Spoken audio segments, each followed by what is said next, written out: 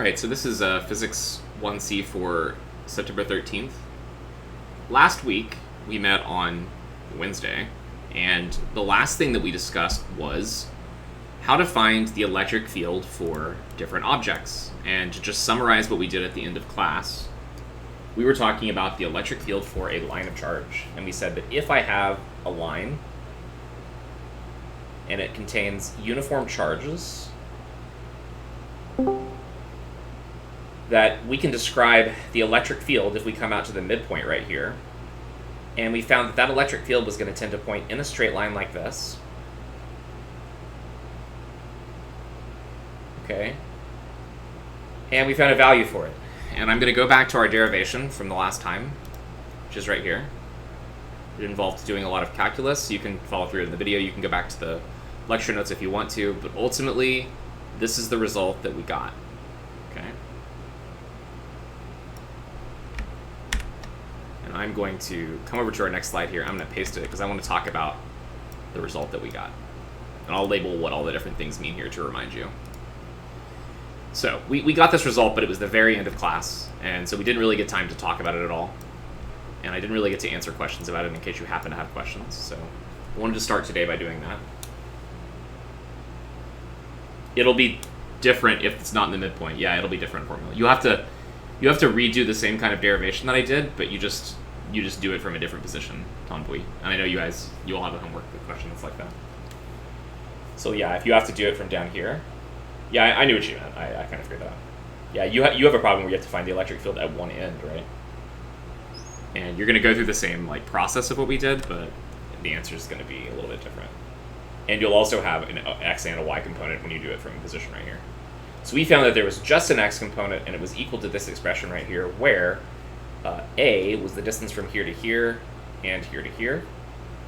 And we also had an expression that we called lambda. Lambda was the charge density. In our particular case, it was the total charge divided by 2a. So this is where we finished last time. And we got this result. Now, the thing that I wanted to ask you all think about is what happens to this result if we get a lot closer to the rod. Now, x is the distance from the rod to the point where we're measuring the electric field. And so my question is, what happens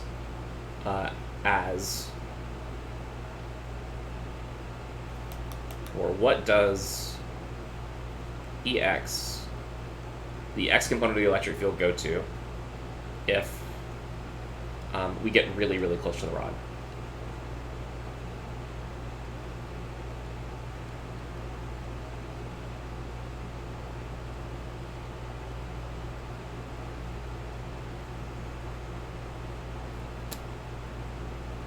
What does Ex become if the point is very close to the rod? And then how do you figure it out? Patrick, if it's cutting out in and out for you, you can close and reopen Discord. Usually the best thing that you can do. Speaking of which, I want to turn off the sounds. I'm going to do it later. I forgot to do it before class. Okay, yeah. So if the point is very close to the rod, then x is going to be very, very small, right? X will become very, very small. Can you all agree with that? That if I want to find the electric field at some point that's really close here, that means that x is going to get super tiny, right? Okay. So then this expression, if x, I'm going to write it like this. If x is much, much smaller than a, then Ex is going to become, if you look at this expression right here, if x is significantly smaller than a, then we can pretty much say that a squared plus x squared has to be equal to a squared. Would you agree? That if x is much, much smaller than a, that means that x squared plus a squared is going to become just a squared. And if that happens, then the square root of x squared plus a squared is going to become the square root of a squared, which is equal to just a, right? That means our expression, and I think Tonbui had said it correctly, will become kq over x times a, right? Or, if we consider the fact that lambda is equal to q over 2a, right? Then this is going to become, I think it would be 2k lambda over x.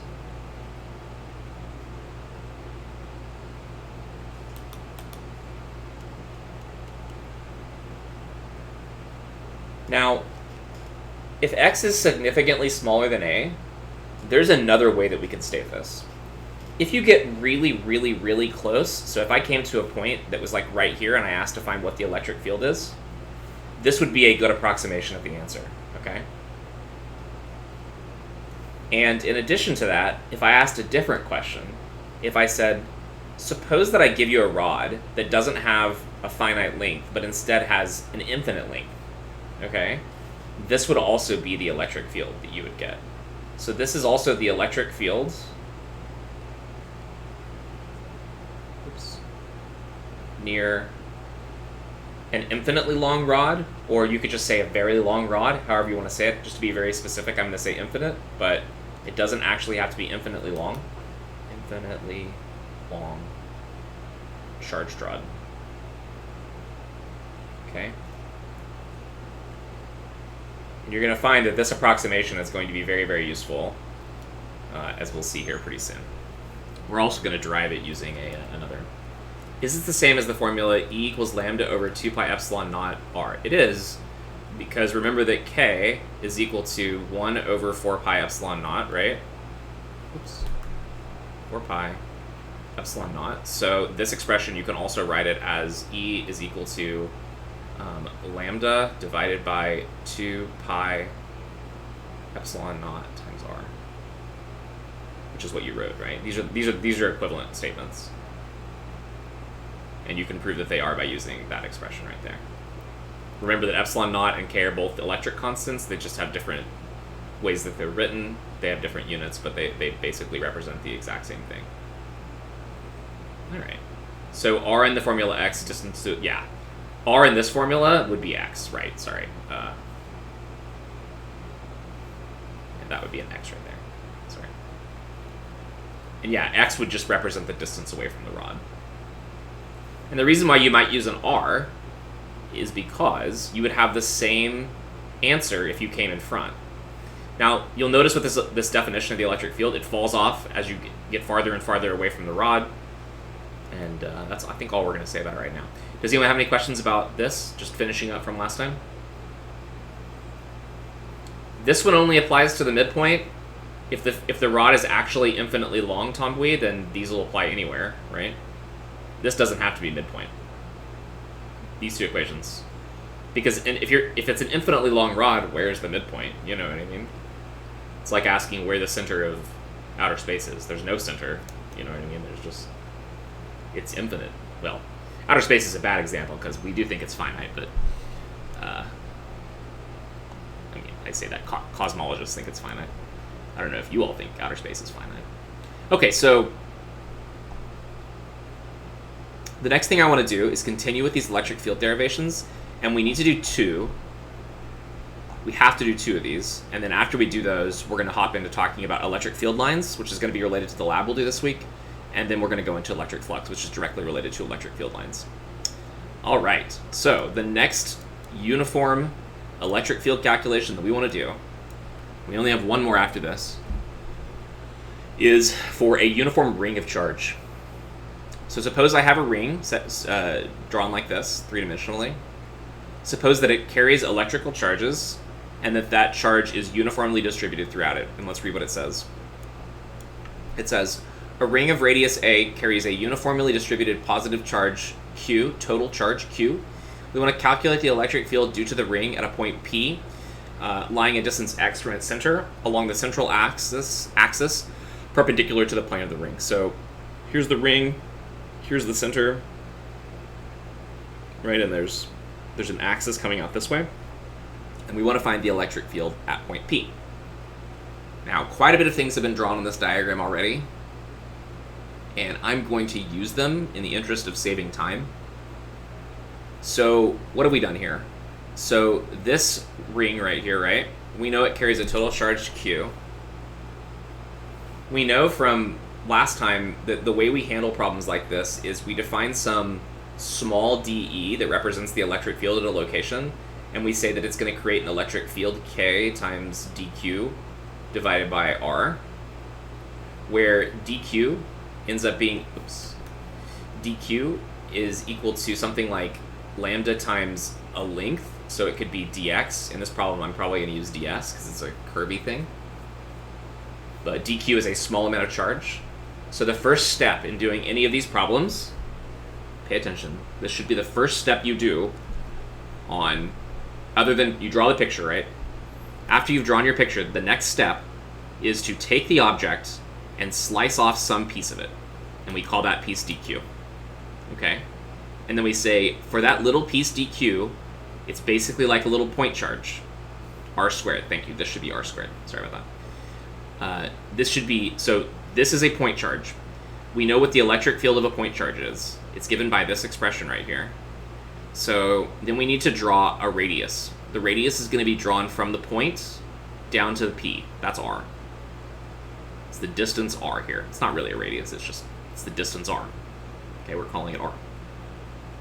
So from dq, we draw a line down to there. The next thing we notice in this picture is that the radius of our ring is A, and that's been drawn here, and that's going to make a right angle with the axis x that's drawn out this way. So now we can have a triangle that we have here that has side A, side x, and R, creating an angle theta right here. The next thing you need to do when you're doing problems like this is, from the point charge, you need to draw a vector that's drawn down here to represent the direction of the electric field. Remember that the way the electric field works is that if I have a positive charge and I come to some point right here, the electric field always points away from the positive charge, right? If I have a negative charge and I come to some point, let's say down here, the electric field is always going to point towards the negative charge, assuming that these are two different pictures, assuming that they're not interacting with each other. But that's our basic definition of how electric field works, is that it points away from positive charges and it points towards negative charges like this, right? So at the point P, then, we draw a vector to represent the electric field, pointing from the line away from dq because it's considered to be positive. The next thing that we have to do is we have to break up that vector into components, one that points down and one that points to the right. The one that points to the right is going to be dex. It's the component that's parallel to the x-axis. And the other one is labeled as de perpendicular because it's perpendicular to that one. And it's also perpendicular to the x-axis. So we get that picture right there. You'll notice that this angle right here is also theta on this side. Not much room to write it in there, but that angle right there is also theta because vertical angles. Now, the next thing we notice, similar to the last problem we did, is if I was to come to exactly the opposite side over here and draw another dq, remember the dq just represents some arbitrary piece of this object, and so you have to break it up into, millions of dqs, theoretically. If I was to pick one from the other side, and then I drew the exact same picture, I would end up having an electric field vector that would point off like this, as shown over here. DE1 going down, DE2 going up, right? That would be my electric field vector. But then we again would break it up so that we'd have a component going this way, and we'd have a component going that way. But what's going to happen to those perpendicular components if I choose a point that's exactly on the opposite side? Cancel out? They're going to cancel out, yeah. So basically, this one and this one will cancel. Which means that, once again, like in the last problem, we only need to worry about dex, okay? We only need to worry about dex. You do have a homework problem where that's not the case, and you do have to find both of them, but in this problem, the deys cancel out. And so what we end up doing here is we're only calculating dex. So the first thing that I'm going to write down then is that dex is equal to de. Now let's look at our angle. If this is theta, then that means that dex is equal to de cos theta. Look at the picture and convince yourself of that. Do you all agree that if this angle is theta, dex should be de cos theta? All right. Then what is de? It's this. You plug in k dq over r squared cos theta. Now, looking at this expression right here, I'm just going to show you that last week we did exactly the same thing to start our problem. And I just want to highlight what we did last time because I want to emphasize that there is a process by which you can do this. Right? Look, it's the exact same first line right there. See it? dex, de cos theta, k dq. This is the first line again. And then what did we do? After that, I'm going to close it. See if you can remember. You guys tell me. What did we do next after we did this?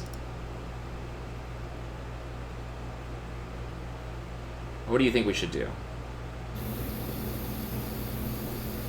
Remember we got everything in terms of x, didn't we? That's right. We got everything in terms of the same variable. I think it was y in the last problem, but who cares? You're on the right track. We need to make these three things, dq, cos theta, and r, we need to get them kind of into some type of a similar variable. One way we do that is with this thing right here, dq equal to lambda ds. I'm going to show you two ways to do this one. This one happens to be kind of a little easier than the one we did before, except that it's three-dimensional, which makes it kind of tricky. So what is cosine theta equal to? Well, cosine theta, if we look at our picture in terms of a, x, and r, I believe cosine theta should be equal to x over r. Would you all agree? And we also know that r, according to the Pythagorean theorem, is x squared plus a squared square root. So then cos theta is also x squared, is x over x squared plus a squared square root, right? And I might as well write down r is equal to x squared plus a squared. So r squared is equal to x squared plus a squared. If we replace all of these pieces of information in our problem, this is what we're going to get. We're going to get k dq over, so r squared is x squared plus a squared, and cos theta is x over square root of x squared plus a squared. If only I could write more legibly. When we put those together, let's go this way, this ends up being equal to k dq x over x squared plus a squared to the 3/2 power. 3/2 because this is to the 1/2 power and this is to the 1 power. Now, the next thing that we need to do, we said this was equal to dex, right? Is to integrate this. And we're supposed to integrate with respect to dq. Now, in this particular one, look at all the other pieces of information that we have here. So we have k, which is a constant. We have x, which is the distance away from the ring. What do you all think? Is that a constant or is it a variable? So the question becomes, when I choose different pieces of my object, right? These are all little dq's that I choose right here. Is the x value going to change for any of these? That's kind of what you have to ask yourself. It's constant, right? So x is constant. Obviously, k is constant. And a is the radius of the ring, so it's also constant, right? Technically, theta is a constant as well, because x and a don't change. So since everything is constant, we can pull absolutely everything out of the equation. So what we end up getting is kx over x squared plus a squared to the 3/2 power, and then we just have the integral of dq. This one's really easy because what's the integral of just dq? This equation says add up all of the little dq's, so you're going to get the total charge, which is q. Now, you can think of it if you want to as putting limits on here from 0 to big Q. I don't particularly like that, but I mean, I suspect your math teachers would like it better if I put limits on this integral. For me, I acknowledge that really all we're doing with this integral is summing up a bunch of little tiny things, and the total sum is going to be capital Q. So that's how I think about it. So our answer is going to be kqx divided by x squared plus a squared to the 3/2 power. And this is going to be the electric field at point P for the ring. That's our answer. Since we have an answer, let's put it right there. I'll put it in red. And we can look at the whole problem. So there we go. That one's a little bit easier. Does anyone have any questions?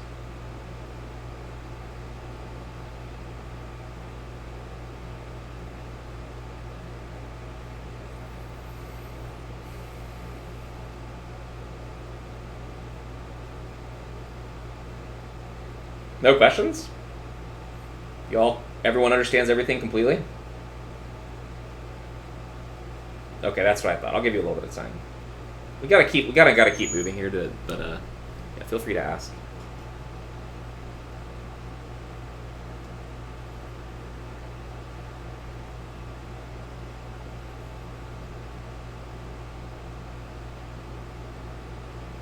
Oh, so this one, you don't understand it.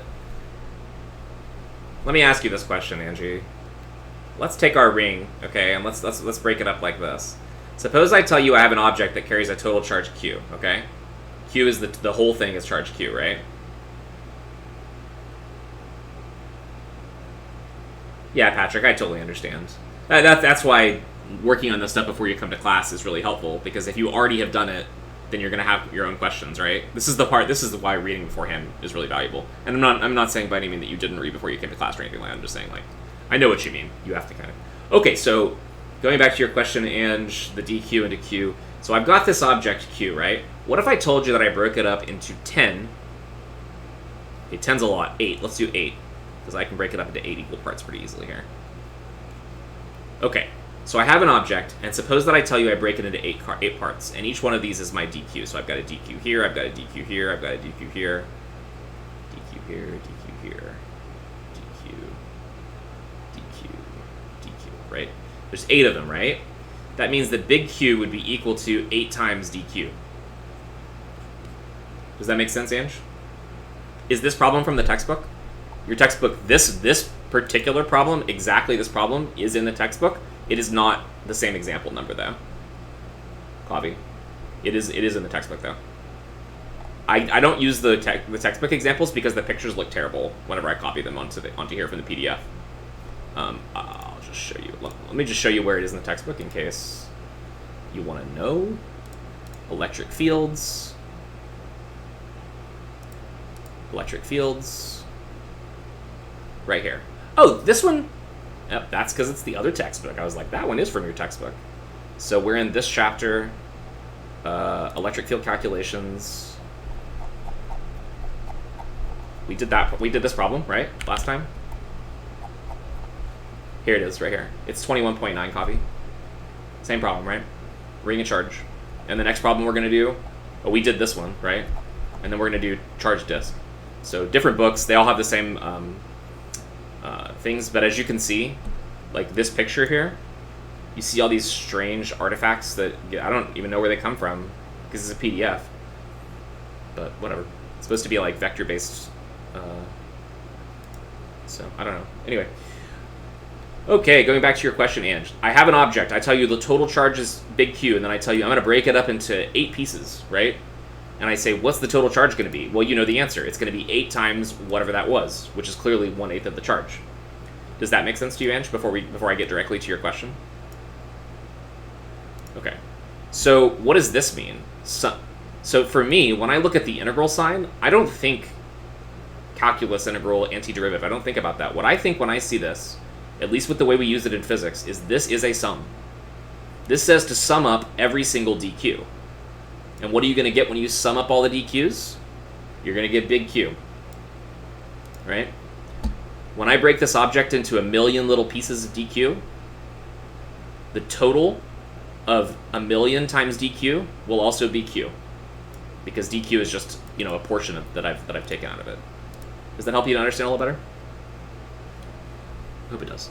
Okay, so remember this because this is going to be extremely important in this particular class, especially in 1C. When you see an integral sign, you should probably be thinking about Riemann sums. You should probably be thinking about that this is a summation, okay? Okay.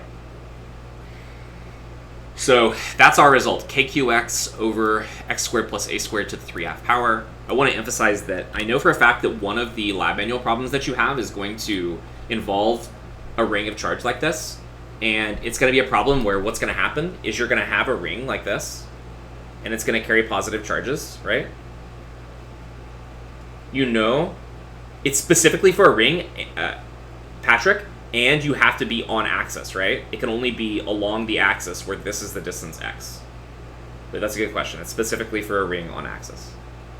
Okay, so in the problem that you have, you're given a setup where you have an electron, okay? And this electron is placed near the ring. You all tell me, is the electron going to be attracted to the ring, or is it going to be pushed away from the ring?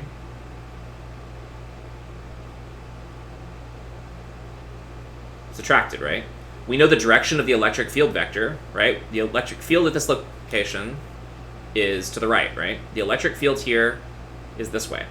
That's what we got in the problem. I'll scroll up a little bit so you can see it, but dEx goes this way. Electrons feel a force, right? They feel a force that's in the opposite direction of the electric field. That's just how it works, right?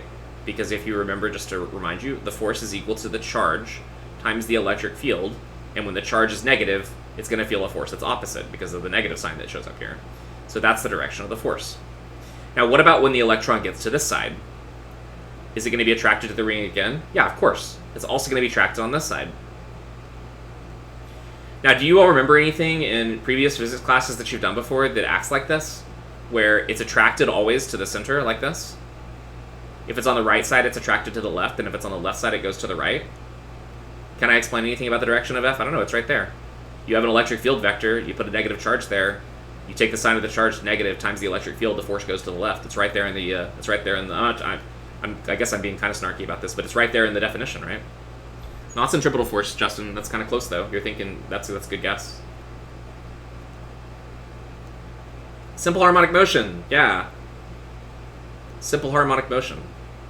So, simple harmonic motion is where you have an object, like a pendulum, for example, and you push it one direction, but it always goes back to the center, right? There's a restoring force. There's a restoring force. So, you put a box on a spring, you hang a ball from a string, you get simple harmonic motion because there is a restoring force that pushes things back to equilibrium. So, when you are doing that homework problem, maybe some of you looked at it, maybe some of you haven't, but it's in the lab manual, and it's one of the problems that's assigned to you, you're going to want to go back and look at simple harmonic motion so you can understand how to find the frequency at which something would oscillate back and forth. That's what you're going to have to calculate. So go back and look at simple harmonic motion, and you're going to notice that this equation right here is very similar to simple harmonic motion because it's proportional to this distance x. Okay, so continuing on. Any other questions? I will try to answer your question in a better way, Ton. So, suppose that I put a positive charge right here, right? Q. And I come to some point right here. You all tell me, what's the direction of the electric field at this location? Points away. That's always the answer when it's positive. The answer's away. So that's the direction of the electric field, right? Okay. So, suppose that I take a small positive charge and I place it right here. What's the direction of the force on the red charge going to be?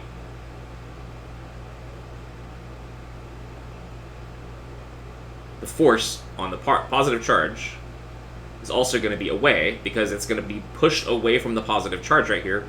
Or the way you can think about it is that if I place a positive charge near an electric field, the force on the positive charge is always going to point in the same direction as the electric field. Why? Because F is equal to QE.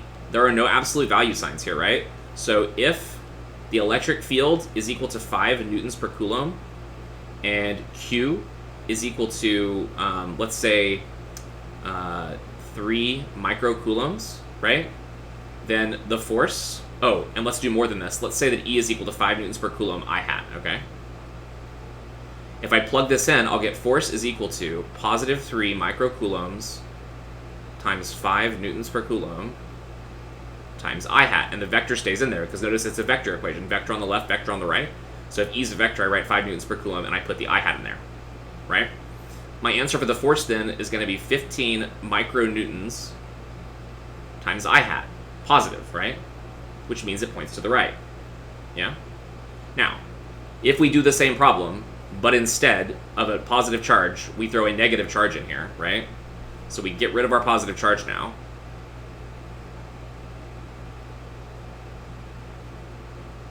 And now we place on here a negative charge. And I tell you, now let Q be equal to minus 3 microcoulombs. You understand now? Now, the definition of what the force is, F, is again equal to QE. And the only difference is going to be that it's negative 15 Here, let me not skip steps, because the whole point of this is you want to see what's going on with the math and with the way that this is defined. It's quite literally just because that negative sign shows up. Now, the force on this particle is this way. And that's it. Okay, good. It's good to refresh this stuff. I know this is all very new to you all, so I guarantee you other people were confused too, so I'm glad you asked that question. Don't forget, by the way, that there is nothing wrong with using your intuition, right? Even though we're using electric field as a way to help us get to forces and to develop this thing called electric field that's going to be really useful to us, just remember that if you put a negative charge here and I ask you what the direction of the force is, you know it's going to be attracted to a positive charge. You all learned that long ago, probably, that negatives are attracted to positives, right? So you can always use your intuition. All right, so any other questions? Do we need to take a break yet? I don't think so. I think we can keep going, right? All right, this one is this is one where I don't know if I can even remember how to do the mathematics, but we'll give it our shot. I bet you all can. You're all very good at math, good at calculus, right? You can probably figure this one out, even if I can't.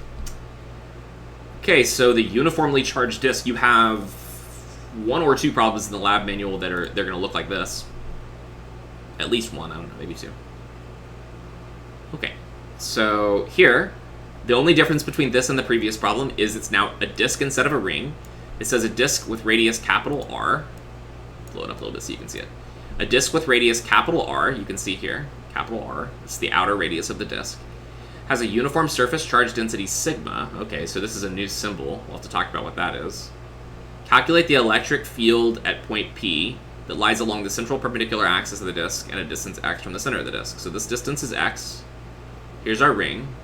Don't worry about the other drawings in here. It's just a ring, or disk. Sorry, it's a disk that has a uniform charge. So this is basically the scenario. You've got your disk. It has radius r. You're coming to some point P, and you want to find the electric field at this location. Just going to tell you right now that it's going to end up pointing like this. And the distance between here and here is x. That's pretty much it. And you know it's positively charged. And you know this thing called sigma. So sigma is surface charge density.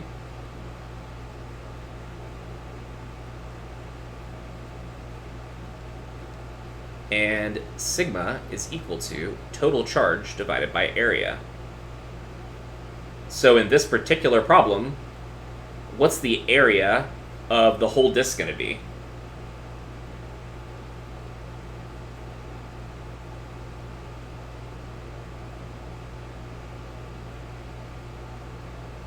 Pi r squared, yeah.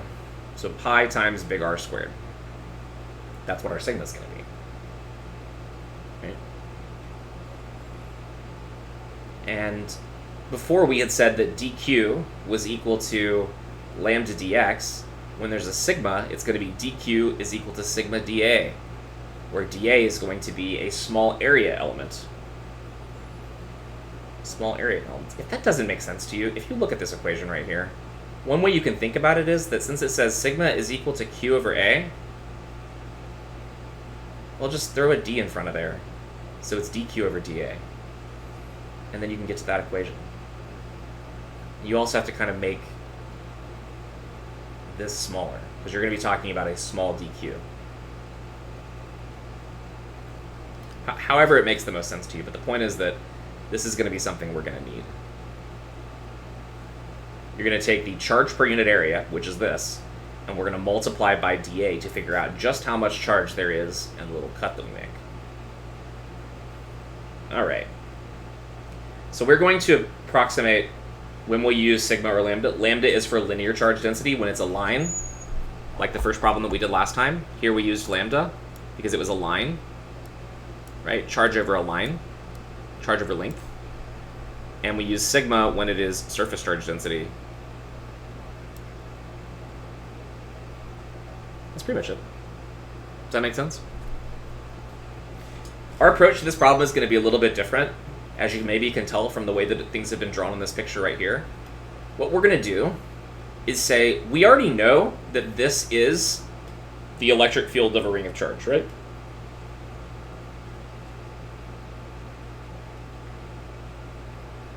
That right there. That's the electric field for a ring of charge, right? So what we're going to do is we're going to say, well, a disk is basically, you could think of it as made up of a bunch of different rings, right? You know, I could take a disk and I can break it up into a bunch of little rings. One like that, one like this, one like this, and I could just keep going, right? A bunch of little rings. So this would be one ring now, right? This whole little area right inside of here would be one ring then. And if I know what the electric field of one ring is, and I add up the electric field for a bunch of different rings, right? So that's one ring, but there's another ring that's inside of here, right? And if I find the electric field for each of those rings, and then I add them together and then do the same thing for every other ring that I can possibly imagine drawing inside of here, I can sum them all up using an integral, and I can use that to find what the electric field is then. Does that strategy make sense? We're going to find the electric field of a single ring, which is shaded in right here, and then we're just going to sum for all possible ring sizes, from the smallest ring we can think of with no radius out to the biggest ring we can think of, which will have a radius right up to the edge there. Okay? And the way that's shown in the picture is by this little shaded piece right here. This shaded piece is going to be our dq now. We're going to say that shaded piece right there contains a total charge that we're going to call dq. So one ring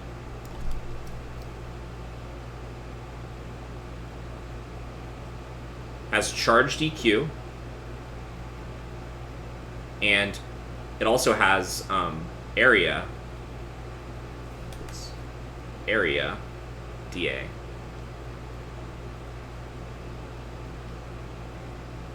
So our ring has charge dq as indicated here.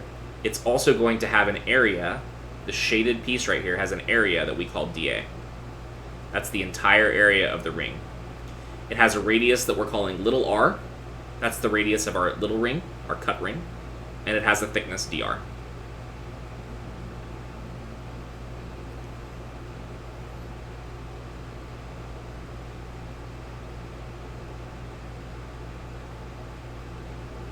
Before we get into the math, does anyone have any questions about our geometrical setup here?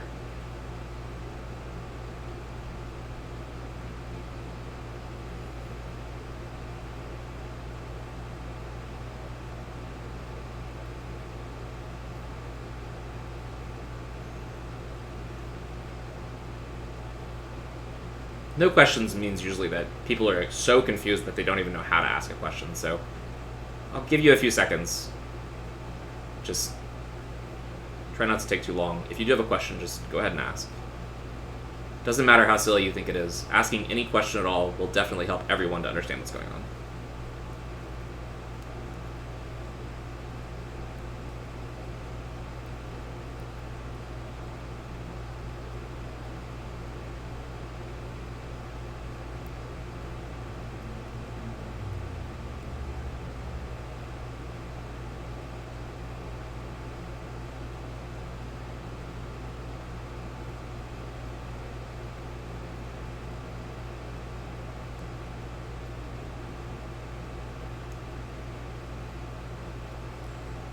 Good question, Elijah. The diagram doesn't write dA on here. dr is the thickness of this object, right? So this is the object we're looking at, right? You basically have like a ring, right?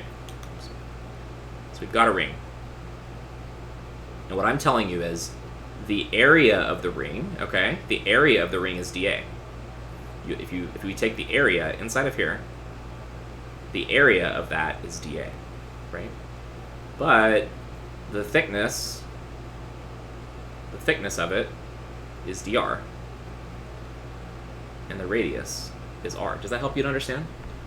So the diagram just doesn't have a dA on it. It doesn't mean that it doesn't implicitly have it in there, though, Elijah.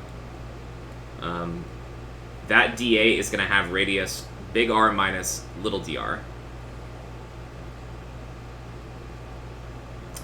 Oh, this maybe is kind of confusing. Big R goes all the way out to the edge. This is big R. This is big R. Pi times d is going to be part of it, probably, yeah. Okay, let's keep going. Maybe I stopped to ask questions too soon. let's keep going. So now the next thing to do here is to ask the question, what is dA equal to? Does anyone remember doing stuff like this in their 1A class? Maybe when you did like moments of inertia? Maybe? Maybe you remember doing stuff like that? 2 pi r dr is what Mendoza says. I tend to agree with you. So you're saying that the area is going to be equal to 2 times pi times r. What is that? That's the circumference of the ring, right? Yeah, vaguely is all I was hoping, Patrick. I don't expect anyone to remember all the details. And if I find how long it is around, and then I multiply by dr, that'll give me what dA is. This will be the area of one ring, 2 pi r dr. In case that's not super obvious why that's the case, imagine that you cut this object and rolled it out so that you had the exact same object, but you just rolled it out like this, just so you could figure out what the area was.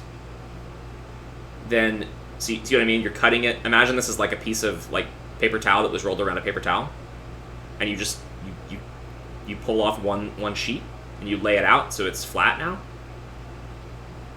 Well, the thickness is still dr, and this side would be the circumference, which is 2 pi r. So the area of this object, dA, would have to be the length times the width, or 2 pi r dr. Is that clear to everyone before I go forward?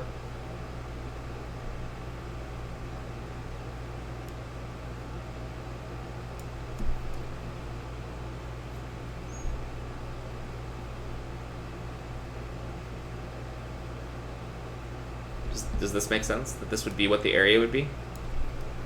Alright. There's other ways you can do it, too. You can also do, like, outer minus inner whatever. There's another way to do it. You get the same answer either way. Okay, so now that we've got dA, we know the electric field of a ring, right? So one ring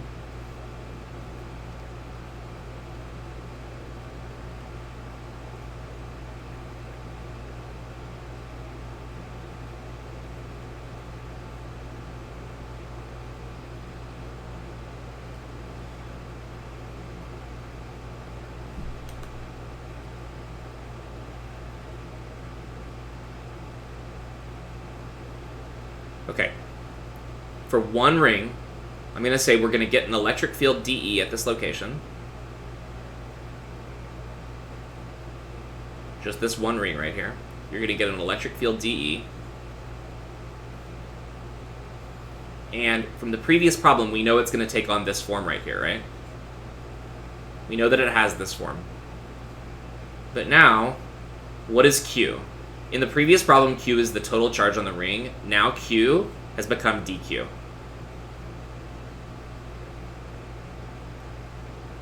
Because this was the total charge in the previous problem, it's now the charge just on a single ring in this problem. And a single ring, as we said before, has a charge dQ. In addition, A, in the previous problem, if we go back and look at it, A represented the radius of one ring, right? So what's the radius of one ring in our problem? It's little r. So A goes to little r. And that's how I get this expression right here.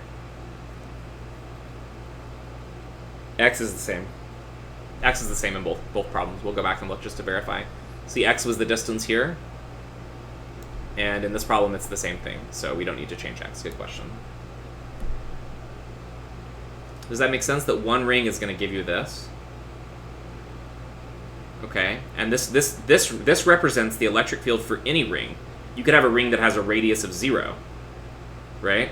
You could have a ring that has a radius of capital R, or you could have a ring that has a radius somewhere in between 0 and R, right?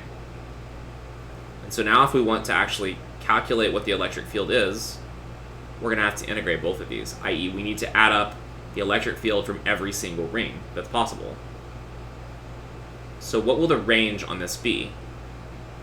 Well, the logical range to use would just be R, right? Oh, did I drop an X? Is that why? Okay, I'm so sorry.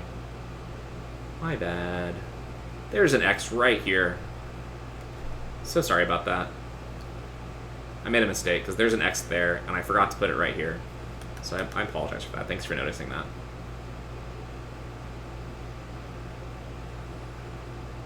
Sorry about that. Okay, so one ring has this. We're going to want to integrate over, you know, the whole object, right? From 0 to r, yeah. Now, I mention that because this is what's going to easily distinguish the different rings, right? You can either have a really tiny ring that's really small and has a little tiny r, or you can have a bigger ring, right? So we know we want to have all the rings, which means we want to go from 0 to r. But when we look at our equation, we notice that, well, x is a constant, k is a constant, but dq has nothing to do with r. So we need to get our variable of integration into r, right? That's not too hard to do because we already know that dq is equal to sigma dA, and dA was equal to 2 pi r dr, right? So putting all of that together, we know, I'll put it in a different color over here, that dq is sigma times dA, but dA is 2 pi r dr. And now that means that dq is a function of r. I don't know if calling it a function is correct, but it is related to r. So we can plug everything in together and then do some math. Every step after this will just be mathematics. So any questions about the physics?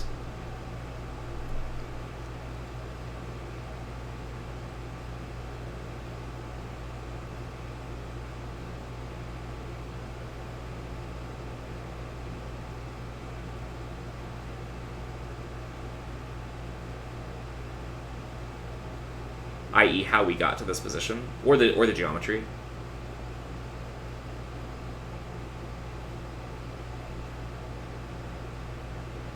When does surface charge? It already did. It's right there. Sorry, you may be asking something else, Daniel. Will, like in general? Anytime you have an object that has charge that's distributed over a surface, so you could have like a flat metal sheet that carries excess charge, and you're going to find that that charge is going to spread out over the surface. You could have a spherical conductor, and the spherical conductor, if you put charges on it, we're going to learn that it's going to push all those charges to the outside, and it's going to have a surface charge density that you can calculate. Does that answer your question, Daniel?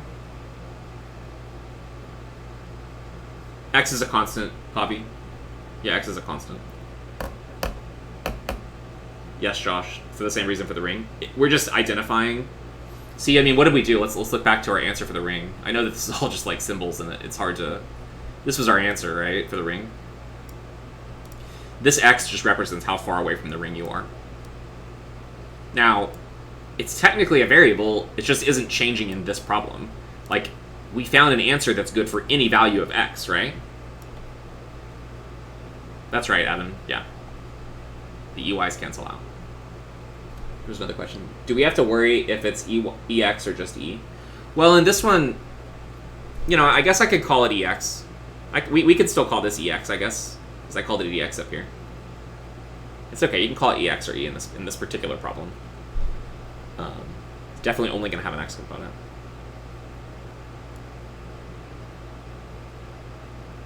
Yeah.